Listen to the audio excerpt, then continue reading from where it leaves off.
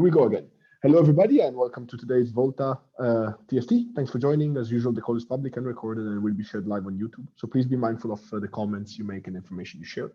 Today, we have two topics. First of all is the 2.7 release status, the few things that are coming in, the bug fixes, and the other elements that we're still putting together for the release itself. So as far as I know, there's still a couple of issues that we are fixing within the OpenONU Go adapter. This is minor stuff, and a few patches are already coming in. Those are bug fixes. There is a fix that I need to make in ONOS for the capability of the ONOS HA restart test that is currently failing. So that is something that I am working on. I think I have somewhat of a solution. I need to do some further testing on that. So those are things that I know of. They are all captured in our filter here. So if you look at the status in here, you will see that there's still a few items in the 2.7 release. Most of these are the bugs that I was talking about. There's still some tests that folks are working on, and maybe they will get in, maybe they won't.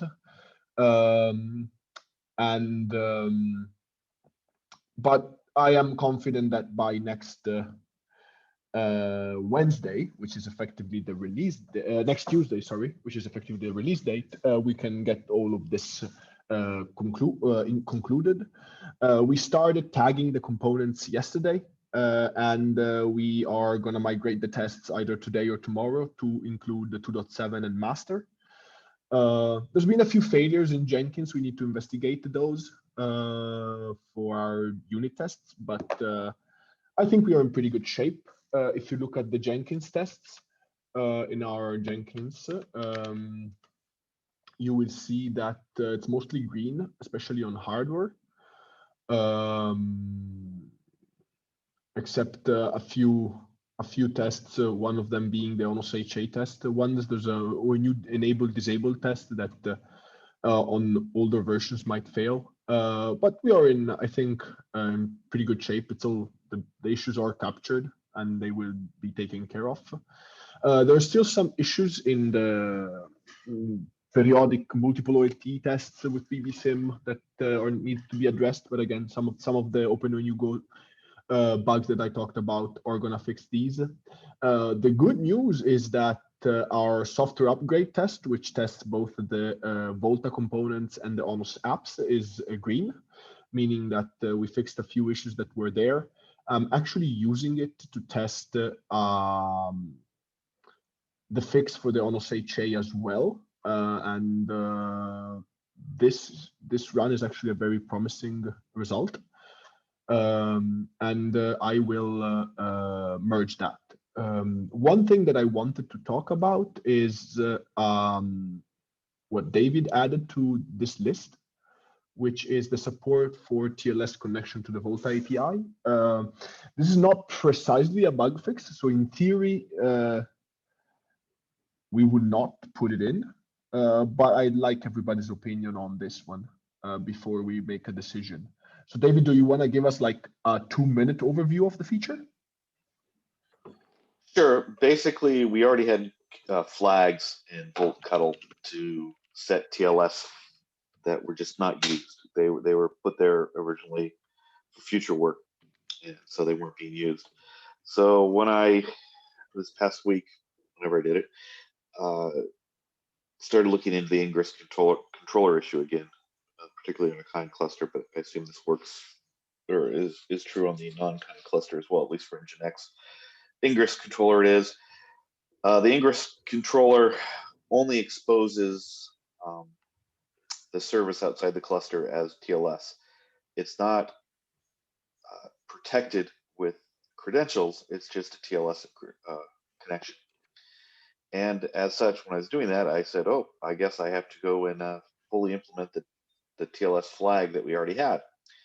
And so that's what these patches do.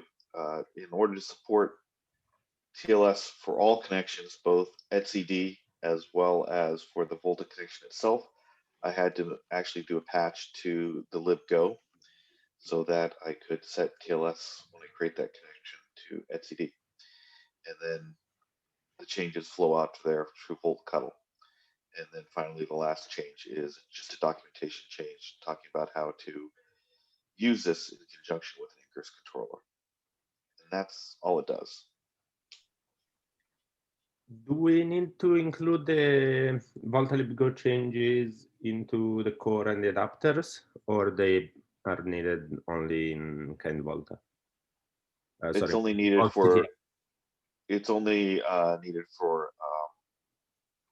vOLTHA, or not, yeah, vOLTHA. So basically, the changes to libgo created a new function that exposed finer level control of the connection to etcd that vOLTHA uses to set up TLS. Internal to the cluster doesn't matter because they can use existing connections. They don't require to do TLS. So this is only with respect to the ingress controller usage.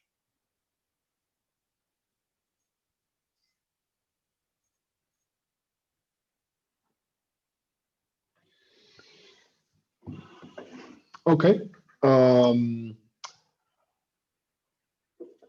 Any thoughts from the rest of the group? I have my opinion, and to me, this stuff can go in, and it's something that is valuable and shouldn't break anything else. But again, it's not strictly a bug fix, so it must have approval from the rest of the group before we actually go in and merge it. Well, it can somewhat be qualified as a bug, meaning that the TLS connection was not supporting the TLS required for ingress controllers. So if you really want to categorize it as a bug, we can do it. But Fair enough. just fair enough. I'm Fair fine enough. having it. I'm fine having it in. I would say that the deciding factor for me is, do we have anybody that's actually going to be using ingress controllers with this release in production? I wouldn't know, David. I'm not sure. I have no idea if it is or not. That I don't think, because I don't think the charts are ready as they are now to expose the ingress controller. There are probably some patches that will have to go in there. So all I did for the patches was, after you install the ingress controller, is created ingress specifications. And yeah, if we wanted to enable the ingress manifests within the Helm charts would have to be modified. But right now, even in the README, I think it's 20 lines of code or 20 lines of JSON, if that. So I didn't change the Helm charts. I just, if you want to do it, you can create the ingress separately after the fact. Yeah, David has some documentation. If people are interested, you can guys take a look. I think it's linked here. It's, yeah, if you look at the last one, 23,600.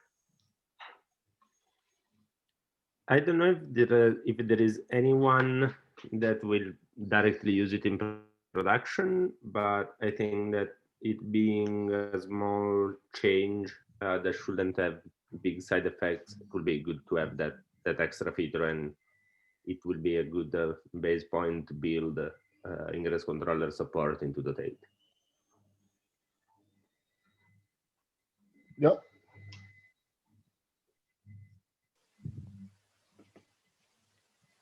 My only question is this feature or bug, whatever we want to call it, if it goes in 2.7, is it complete in the sense of, is there anything else that we need from a vOLTHA perspective for it to be complete? If it's complete as is, and it's just a question of if anybody wants to use ingress controller, then they have to do a separate configuration. Then I'm all for it to go into 2.7.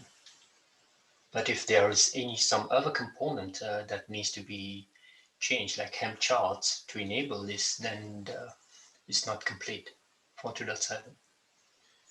As it is now, you would either have to manually apply a manifest, which specifies the Ingress controller.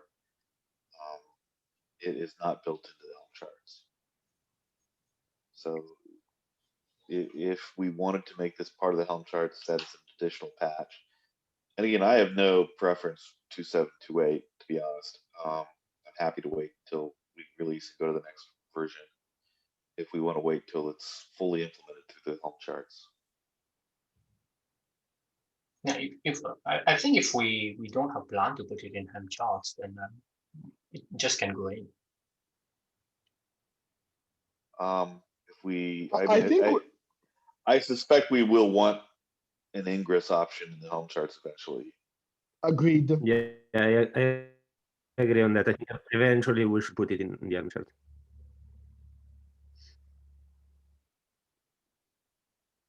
But it's fully usable as is without putting it in Helm charts, right? Somebody just have to do it manually. Yes, again, and I haven't tested. Yes, with my test, that is true. It is, and I tested with a kind cluster. I haven't deployed this into a physical cluster.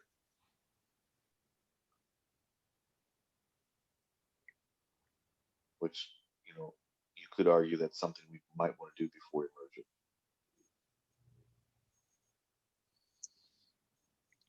Yeah, I would like to see some tests in a physical cluster if you want to put it in 2.7. Preferably, but if at this time it's only vOLTHA that is going to use it and that has been tested, then I'm okay. Well, then there's no automated test for it today. Yeah.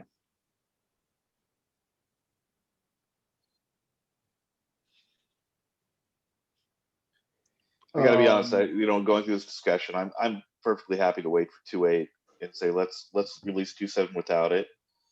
And then after 2.7, let's put it in the Helm charts and run a test on a physical cluster, and then we can put it in a dot release. Fine by me. Okay. I'm okay with that. Either way, I'm okay. More testing isn't a bad thing.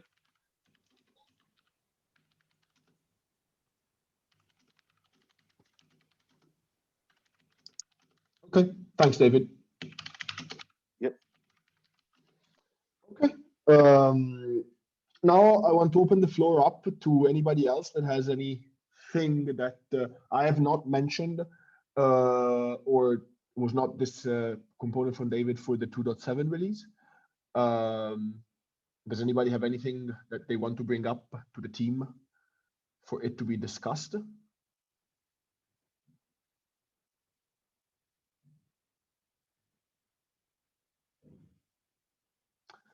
No? Okay.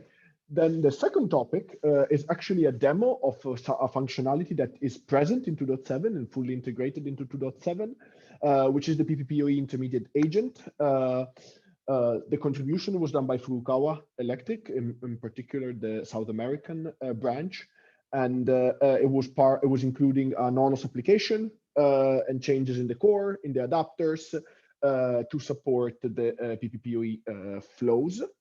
But without further ado, I'll let Gustavo, I think, are you gonna, Marcelo, is either of you gonna present? Andrea, we are dividing the demo in two parts. The first part I'm going to present, I have a few slides here, okay, just to show what you have developed and contribute. And after that, Gustavo will make the demonstration using our lab. Sounds perfect. Okay. So I'll let you take this. I'll let you take the screen sharing then.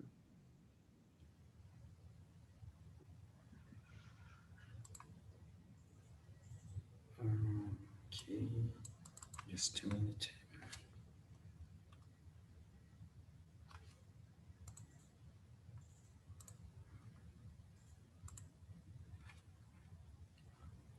Can you guys see my screen?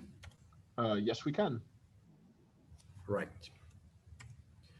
So we try to follow as much as possible the TR 101 of broadband forum, okay? And another requirement that you have here is try to not change so much some parameters or insert new parameters on ONOS apps. So try to be more, as much as compatible as possible in community code, okay?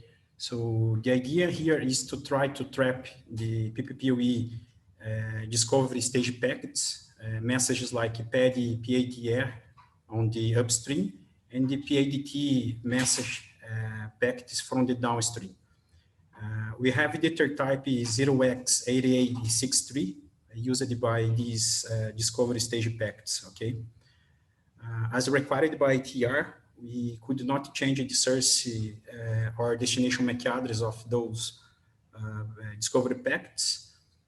And we must add the PPPoE tag to the packet to insert the vendor-specific PPPoE tags called as or known as a circuit ID and remote ID information on those packets.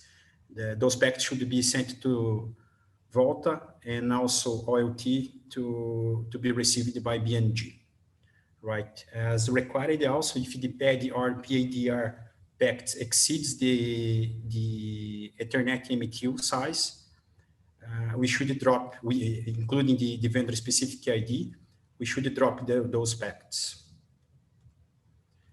Okay, the PPPoE support is done via a flag configuration of the OLT app, right? Is the OLT flow service. The flag is called enable PPPoE, followed by the value. If the PPPoE is false as default value, the PPPoE intermediate agent will not install the trap rules or flows on ONOS. If the enable PPPoE intermediate agent is true, the flows to trap the PPPoE packets to control can be or will be installed on ONOS, vOLTHA, and also on the OLT box. So once you have this flag as true, and after an ONO is discovered and it's available, right? We add the flows, pushing the flows using the vOLT add subscriber. It can be also automatized, right? After the ONO discovery and ONO goes up. After the push flows, so we have the PPPoE ED trap flows to the controller installed based on Ether type 0x8863. Will be installed on ONOS, vOLTHA, and on the OLT box. And the data plane flow will be also installed based on PON-C tag parameter of the SADIS entry. On the first scenario that you have implemented, the RG that is connected to the ONO side will send just the untagged frames. So on the SADIS entry, we configure the PON-C tag as 210 and PON-S tag as 2000. So we can see the flows on ONOS, right? The third one is the trap flow for PPPoE. So we can see the import 16, filtering the Ether type PPPoE ED, right? And the treatment, we are going to insert the VLAN C tag 210 according to the SADIS entry. All right. We can see also the flows on vOLTHA. The first part is the flows installed on the OLT device. And after that, we can see also the flows installed on the ONO device. So on the ONO, you can see the control plane to trap the Ether type 0x8863 for the PPPoE ED messages, and also the data plane. Okay. The second scenario that you have tested and implemented is when RG sends a tagged frames. So for this test, we are using the tag 23. RG will encapsulate the traffic using this tag. So on SADIS entry of that subscriber, we are configuring the UNI tag match 23 to filter those tags. We are translating this to a PON C tag 210 and using a PON S tag 2000. Those information are present on the subscriber SAGS entry.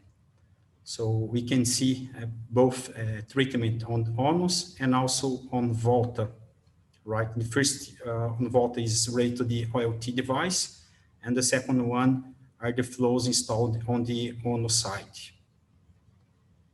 Okay. The access loop identification or the circuit ID information is generated from connect point. It reflects the real physical information of the subscriber. We does not require the circuit ID information on the subscriber SAGS entry, as we are really creating this physical information from the connect point. By now, we use the ONU serial number as the latest information, but we can extract also the ONU ID, UNI port, and also the VLAN, which the subscriber sent the packet. Right? An example of the circuit ID that we are generating, we are using the OLT serial number followed by a slot. We created this parameter as a customer request for Latin America, okay? And we use a 0 slot in case I standalone. So for the community, we always send the 0 on this parameter. Followed by the slot, we have the PON port. So we have the PON port ID from 0 to 15. It will be get from the attribute port of the connect point. The ONU serial number, as explained, is the latest information that we are insert on the circuit ID. Is the information that we are going to get from the attribute port name of the connect point. We also developed the counters for the statistics, right? We have for all messages that are the ONUS app we will receive. And we can also generate the subscriber, per subscriber statistics. So we are following, we are supporting all types of messages between client and server. Okay. By now, Gustavo, you are going to be making the demo using the lab.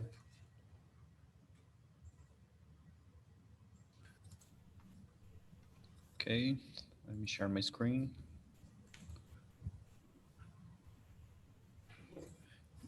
Can you see my screen? Yes. Okay. So I just logged into ONU CLI here. I'd like to show you the flows entry here. First, I'd like to talk about the scenario we have here. So it's a simple scenario. We've got one OLT, which was already provisioned from vOLTHA. We also have one ONU here, and there is a residential gateway connected to this Uniport. And this residential gateway will be our client here in this test. So we will be, at the end, we will be able to see that this residential gateway performs and establishes a session with the PPPoE server in the other side. So first thing I'd like to show now is the flows.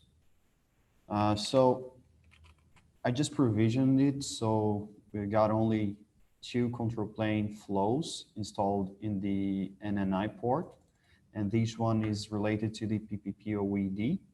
So it means that every packet coming from the server with this specific header type will be trapped to ONUS, right? So to perform the session, the negotiation, I'll have to provision the subscriber entry with this command here, called add subscriber access. And I'm gonna add the Uniport, which has the RG connected to. Okay. So now we should be able to see the flows installed for the client too. So this first one is the PPPoED for upstream direction. And also we have the data plane, as Marcelo explained before. So by now we should see we should be able to see the counters, because I think the session was already established. Yes, that's right. So here you can see the counters. It was really a straightforward session. This is the command for the counters. So all the statistics are here. Got some options here to explore. We can filter by subscriber ID. We can reset some counters. We also have this command here to check out the sessions. So as I told you, the session was already established just after I added the subscriber. Here we can get some information about the session ID, MAC address, and also the last received packet. Okay. I also started a packet capture in the server side, so we will be able to see here. Let me open it for you. I will filter for PPPoED. And here are the negotiation. This first packet I'm showing you is the PADI. And if you browse at the PPPoED tags, we can find the vendor specific tag, which includes the generated circuit ID. And it's here. So just as Marcelo explained before, we've got vOLTHA serial number, slot, PON port, and also the ONU serial number. And I think that's it. It works. We can also remove.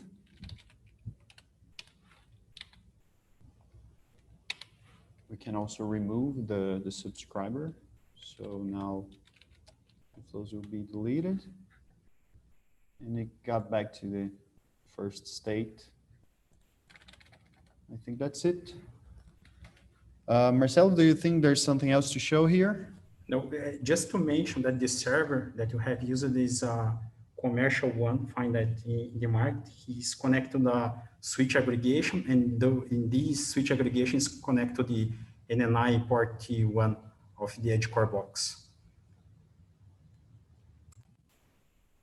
Okay, so I think that's it. Do you guys have any questions?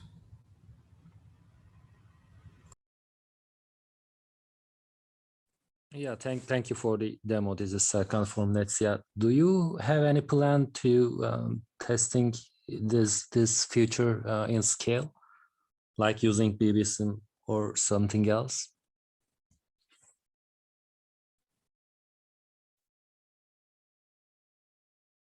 Sorry, I was mute. We are thinking about to develop such capability on BBC. We are thinking about. We see as really interesting to test as in a scale environment, right? Yeah, it would be great if you can. Yeah. Yeah. And on this topic, I have to mention, and this is a good reminder. Thanks, Serkan. That this application, while it's going to be released alongside 2.7, so we will have, whenever we release all the other ONOS apps, we're also going to release this one. This is not going to be included in the default Docker image for vOLTHA ONOS that we publish. And the scale is precisely the reason why we did not do it. We did not include it in that image, because this is not yet being tested at scale. So while we know it works, as has been shown here, given that the tests at scale are not yet done, we do not include it into the default image that gets shipped. You can install it and it will work, but the scale will then be up to you. ONF does not yet guarantee that this works at scale. Has this app, has this app been tested with the software upgrade that the other apps have gone through as well? Great question, David. No, this has not that capability as well. I expect, so I have looked at the code, and I expect it to be a few minor changes. All the maps are already distributed. It needs just the POM split and the service binding at runtime. Those two things, at least in my understanding. And yet another reason why it works with 2.7, it is not included into the default image. As part of the release, will there be documentation on how to add it for those customers that want to add it?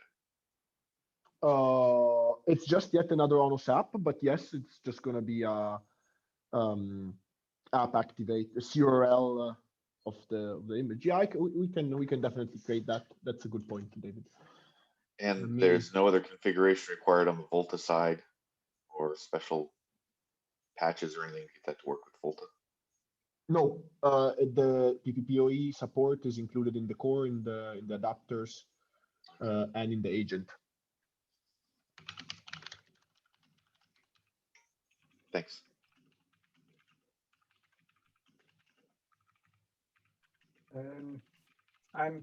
Hello, everyone. I'm Paolo Pellegrino from Telecom Italia. I have a question.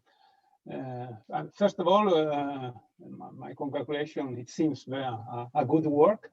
And the question is the following. How is it possible to configure the tag, the circuit ID? So you show that in the slide that it's possible to compose this tag, but how this can be done? I will have to modify the apps in some way, or there are some configuration scripts, something like this. Yeah, Paulo, you're right. And I think other customers or other operators will be interested to customize this. Right, by now is the syntax is fixed, but we needed to change on the code. So if you'd like to insert information related to the ONO ID, for example, you needed to change the code for it. All parameters that I note on the presentation are supported to be extracted and inserted on the circuit ID. But I think the by now is function, but we need to use the circuit ID as is, right, implemented. We are thinking about actually on our own component, we are trying to make a kind of a flexible circuit ID. So customer should be able to select which parameter according to TR 156 from Broadband Forum would be needed for customer identification. By now, it's the syntax is hard coded, and we must change the code to support other parameters. Okay, thanks. Is that a functionality? Just to mention, Paulo, that we already tested this on a customer here in Brazil, on a mobile operator. And for that customer, we changed the circuit ID to including the ONO identification. We didn't put this because on ONOS itself, the ONO ID is not interesting, right? We identify the subscriber with a serial number. So we try to be more compatible as possible with community code. But for this operator that I mentioned, we changed the circuit ID to use the ONO ID on the end of the circuit ID. And it works. Okay? Okay, thanks. But that was a code change, and you're looking about how to make that parameterized so that can be changed dynamically as opposed to require a code change to do things like that? Yeah, we are thinking about on the flexible way. We do need to generate the circuit ID dynamically according to the syntax that the customer would like to receive on the BNG side. We are discussing these. Are there any other configurations that you're looking at to make more dynamic, any VLAN IDs that you're kind of hard coded to the system or anything of that nature? No, this will depend on BNG of the operator. So each operator will have their own needs or their own requirements. So we understand that the things must be very flexible. Okay, thank you.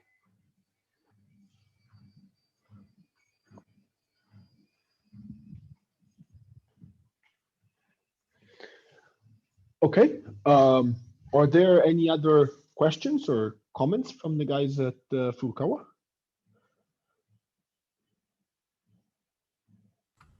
No, I think it's done. Okay, so a couple of things from my side, Marcelo and Gustavo, if you can. If you don't mind, create a Jira ticket for the documentation that we were talking about. That's one thing that I'd like you to do. It's a very small documentation to be added to the vOLTHA docs. That's one. And the second one, if you don't mind, create a Jira ticket for the scale, to test at scale, with the subsequent BBSIM implementation as well. So that's 2 Jiras, one for BBSIM and one for scale testing. And a fourth Jira that I'd like you to create is the one to add the capability to extend the app to have a customer-specific circuit ID. Right. Also, the software upgrade Jira. Yes, David. Thanks. That's another one. Yeah, just put it in the same. So it's 5 Jiras that I would like you to create. Okay. Okay. Great. Okay. Is there any other questions or comments on this topic?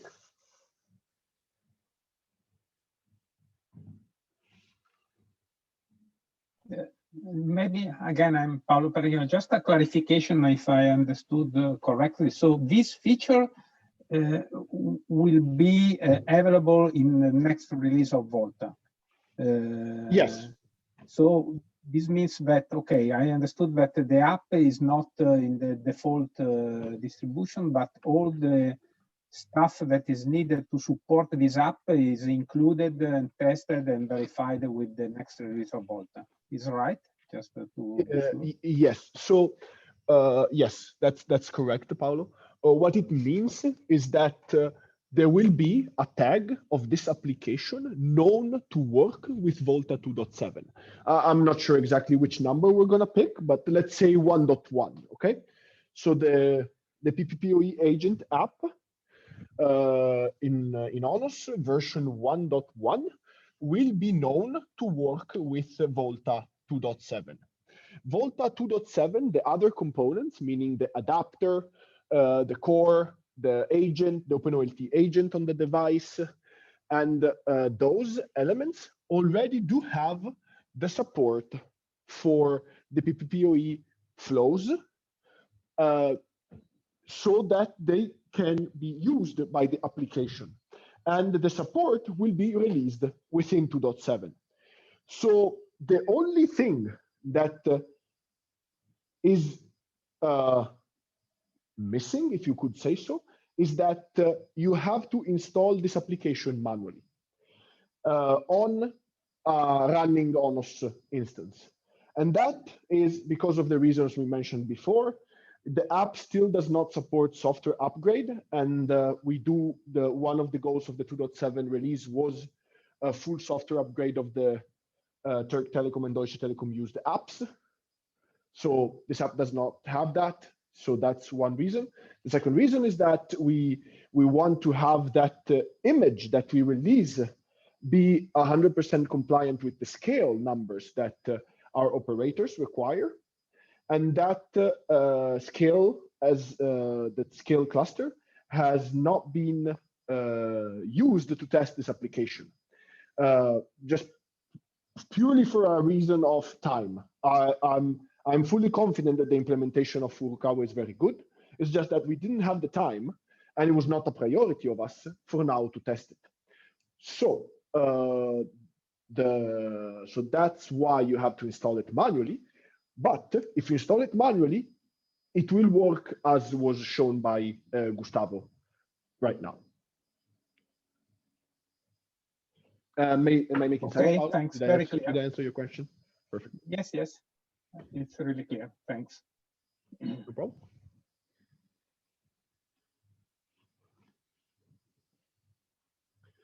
Okay, any other questions or comments?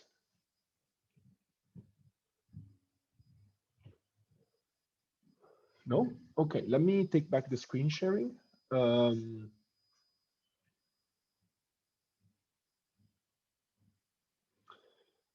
So I would like everybody to still go through the issues that are present in the issue navigator. If any of these is yours, please do update it or move it out of the 2.7 release, or close it if it's done, and things like that. For example, this one, we just merged the patch, so it's considered to be done. Please update it. I will do it. And let's make sure that to get these out as soon as possible, so we can have a clean release next week. We are on track for March the 30th, unless something major happens. Have you, or when do you expect to create release branches so that we can start merging things back into master? At this point in time, we are most like to tag everything between the next couple of days. If there is something specific that you would like, we can create the branch on a need to basis. For example, Okay, just the VOLTHA. again, just looking at when we're going to start opening up for next development, back to my merge patch. So when I can merge that in, I don't have to start rebasing every day. Type of thing. Let's say a couple of days. Yeah, David, I have a set of patches that are basically creating a tag for 2.7 and bumping the minor version, so we have space for bug fixes if we need to, and we can lazily create a branch. But they should be in today or tomorrow. All right, thanks. Yeah, exactly. As I said, a couple of days, at the most a couple of days. Yep, no worries. Okay. Anything else, guys, that needs to be brought up for the release?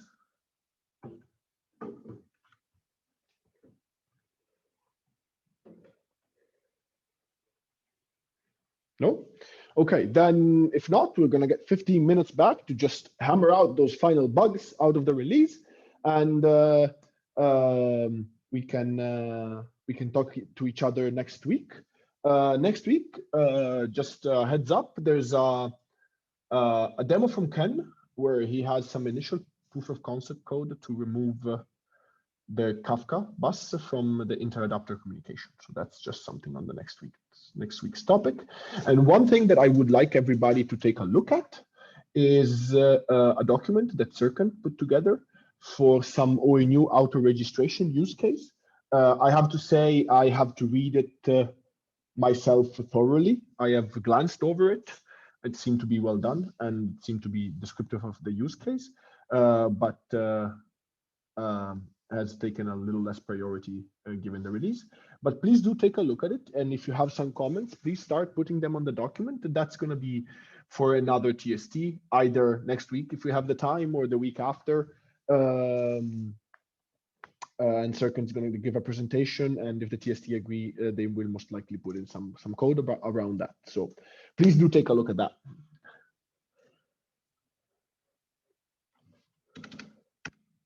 Okay. Thanks, everybody. Cheers. Bye-bye. Bye. Bye-bye. Thank you. Bye-bye. Bye. Thanks.